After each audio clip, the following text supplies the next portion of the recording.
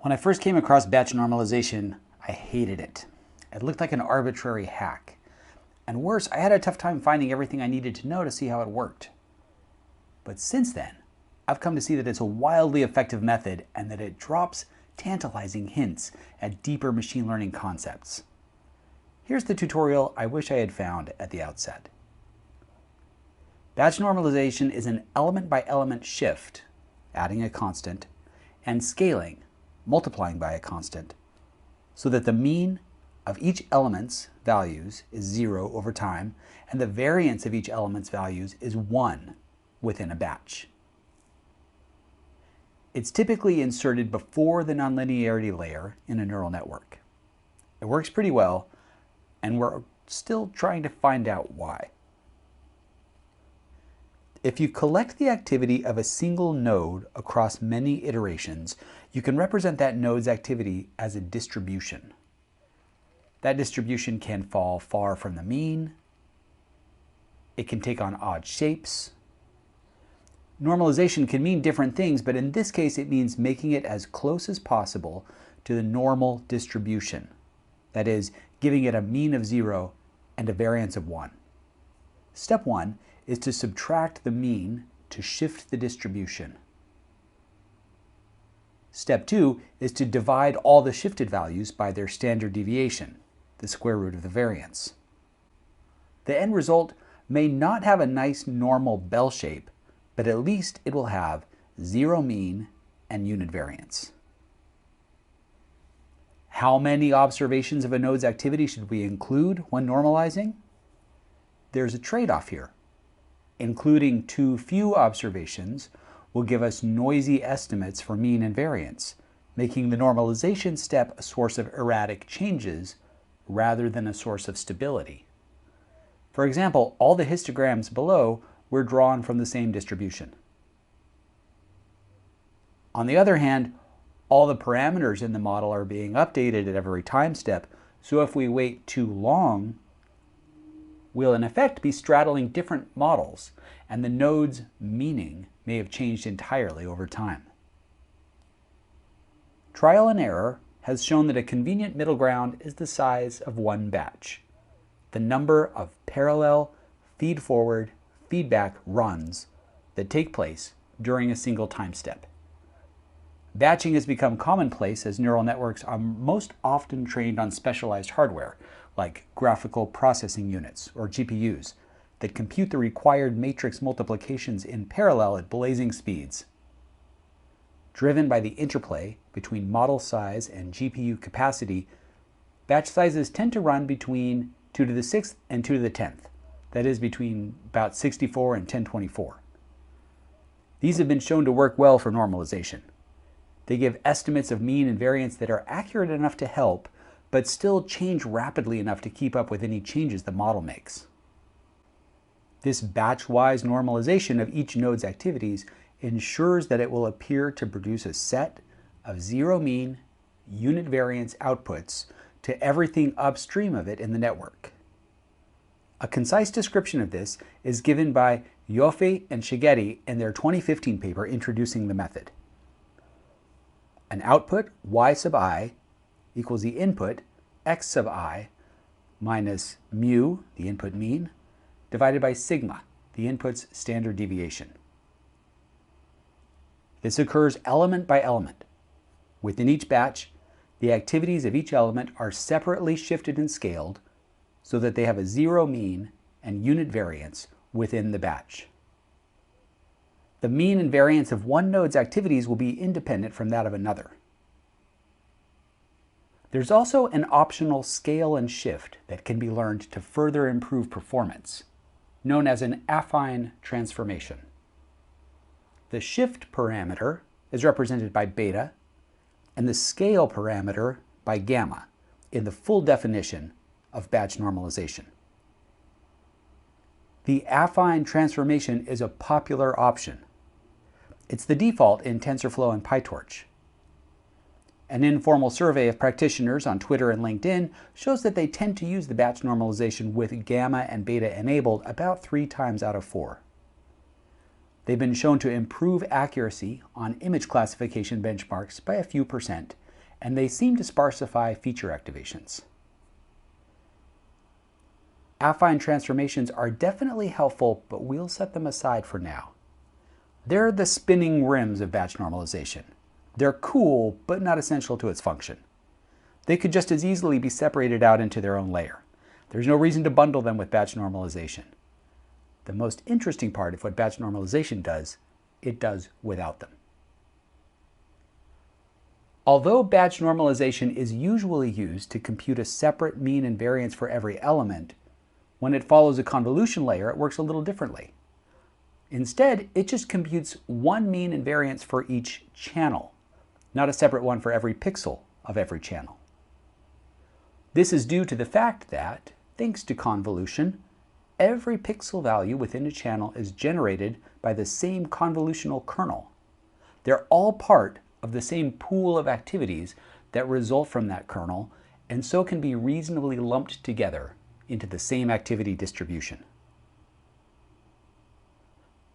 So how does batch normalization really work?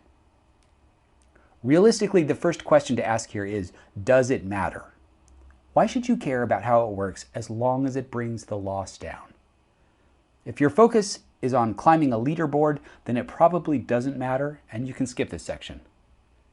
But if you'd like to build a deeper intuition for what's going on and possibly introduce some new customizations to your toolbox, then understanding why batch normalization is so effective can help you out.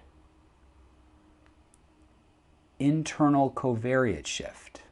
This phrase, taken from the title of Yoffe and Shigete's original batch normalization paper, is described in that paper as the change in nodes activation distributions due to changes in network weights.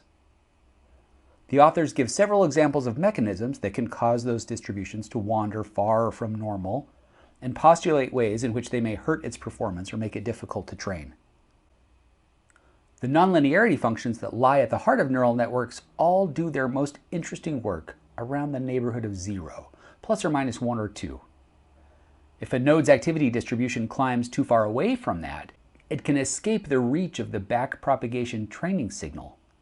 It's said to enter a gradient plateau. In a wonderfully informative post, David C. Page illustrates this shift in nodes distributions and how batch normalization corrects for it. An accompanying Twitter thread gives additional context. He also investigates the curvature, sometimes called the smoothness, of the loss function, and finds that the very directions in which the loss function is least smooth are the directions that get adjusted by batch normalization. In other words, batch normalization tends to smooth out the loss function. This allows for more aggressive training rates and shorter training runs. A subsequent paper demonstrates that if you carefully construct your example, you can in fact get all of the benefits from batch normalization while intentionally inducing distributional shifts in nodes' activities. This suggests that stabilizing nodes' activity distributions is a side effect of whatever good thing batch normalization does rather than the root cause. If you care to descend down the rabbit hole, there's a Twitter thread that has some back and forth on the precise definition of internal covariate shift. The conversation appears to get bogged down a bit in the fine interpretations of terminology. But my takeaway is that internal covariate shift is a broad category and doesn't necessarily mean a shift in nodes' activity distribution away from normal. This lack of clarity is widely manifest. A very non-scientific poll of the community on Twitter and LinkedIn suggests that there's little consensus around whether internal covariate shift or gradient smoothing is the cause of batch normalization's success. As far as I can tell, there's one point that everyone agrees on. Batch normalization smooths the loss landscape. Exactly how it does this, and precisely how this generates all the resulting benefits, is still the topic of investigation. If you're interested in diving deeper, I recommend starting with this paper linked in the notes.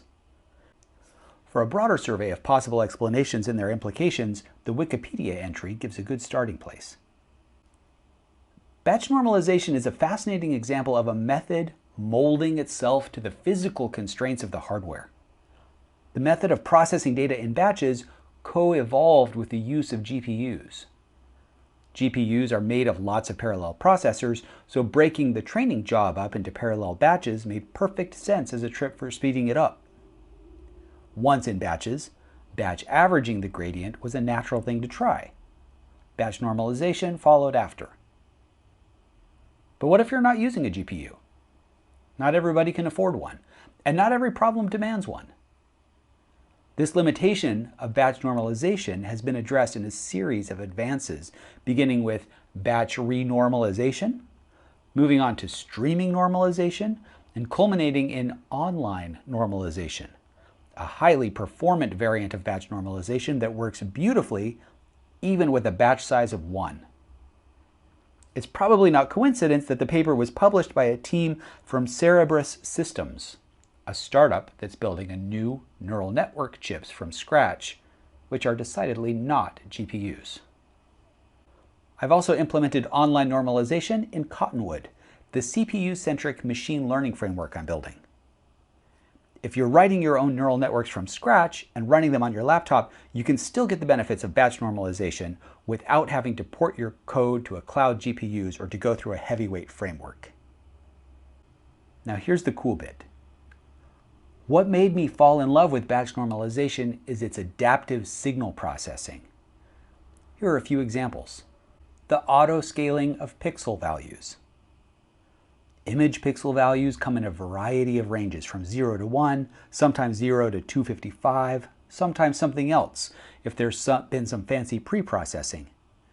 If you'd rather not go look it up, verify it in your data, and assume that it never drifts or decays, you can just slip a batch normalization layer right after the input layer of your network, and it's all taken care of for you. Also, multimodal inputs. When you have inputs from several different types of sensors or data streams, each is likely to have its own range and distribution. This can be tough for neural networks to handle. A batch normalization layer brings them all into a similar distribution for apples-to-apples comparison and computation. In the case of constant inputs, occasionally one of the inputs to a model is constant, whether due to some quirk in data selection or a broken sensor somewhere. Many models can learn to ignore these if they provide no predictive value, but that's not a guaranteed approach. A batch normalization layer will adapt to a constant input element, reducing it to 0. Two-level inputs. For an input element that splits its time between two distinct values, a low and a high, batch normalization performs the convenience service of making those values plus and minus 1, whatever they were originally. Rarely active elements.